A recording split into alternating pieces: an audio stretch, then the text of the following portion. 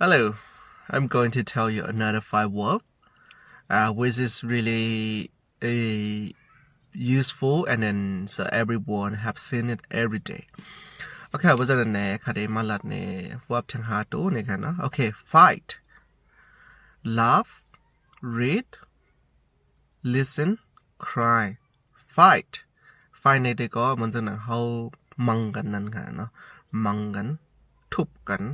โป้กันนั่นนะไฟนั่นค่ะเนาะทุบกันได้ก็ได้มีทั้งตัวมันค่ะเนาะบีทในนั้นค่ะเนาะโอเค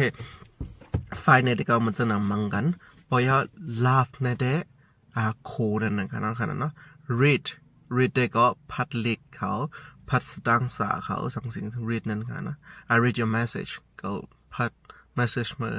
พอยา listen ถ่อมในนั้นค่ะเนาะ cry ในก็ให้ในค่ะ fight เพราะฉะนั้นนะ Oh I saw 2 men fighting when I come to work เมื่อเขามากันแน่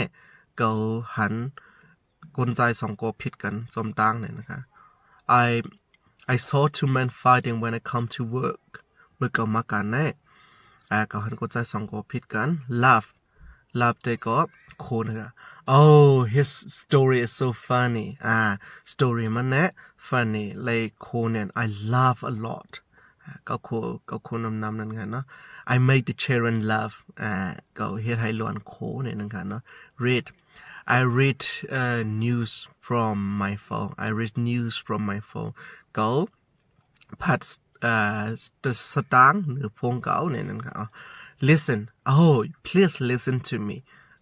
เขียนต่อถอมมันค่าอีกนึงเนี่ยนะคะเนาะ listen I listen to the radio ก็ถอม radio นะคะ cry Oh I make the baby cry ก็เฮ็ดให้ร้อนให้ she cry a lot มันให้น้ำยาวในนั้นค่ะ